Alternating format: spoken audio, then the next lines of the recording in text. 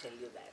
See, for simple people, they come. They always came with a prayer, and the prayer was answered. And anyone who came into his presence,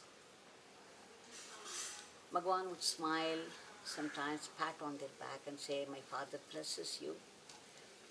And mere presence, there was a very strong, intense presence about him, which was enough to satisfy people who came to him. He did not explicitly say, "I bless you." He would simply say "Ram Ram" or a pat on the back. And then people instantly felt some peace and joy and a flow of love. And I am sure the most ignorant man also felt very happy in his presence, peaceful and happy in his presence. Because his presence was so strong, so intense, so explicitly beautiful. And everyone was affected by that in some way or the other. But I had seen time after time people, even for a second or two, staying in his presence, going out happily. Can we say that the presence was just limited to his form or his body, or it was beyond his body? It was at once the body and beyond. For people who were physical, it all depends upon at what level you came and with what thought you came. And accordingly, the response from Bhagwan was also different. And certainly nobody could mistake him for a body, for a mere human being like us. There was something about him which kept expressing itself beyond words. One could only feel it deeply inside. There was always this happiness. And after we were with him for some time, he would say, this beggar leaves you now. And then we would get up happily and filled with the joy of his presence. We would have just gone down the steps of his house, and suddenly again there would be a longing to be back.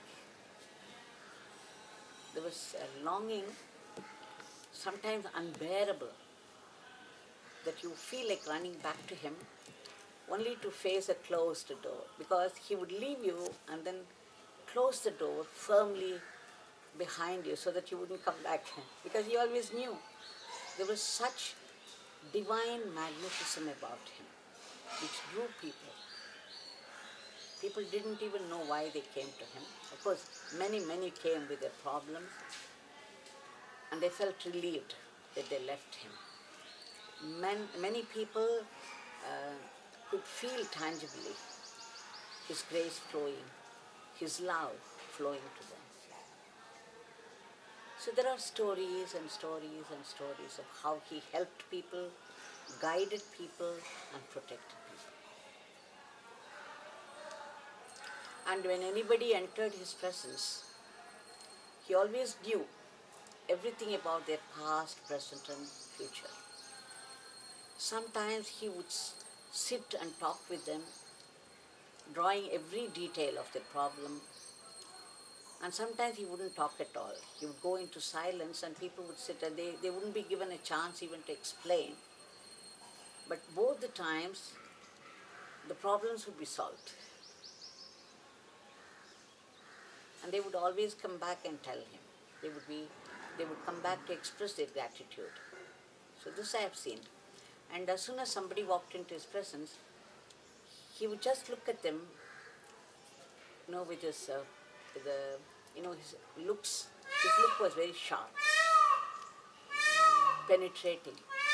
And then he would pull out a cigarette. Sometimes he would smoke fully, sometimes only 3/4, sometimes only half. And there were times I had seen him, very rare times, to just light it and put out immediately. So he had his own calculations. Nobody could even guess what he was doing, what he was after, in which way he was doing it. But all felt very happy and relieved.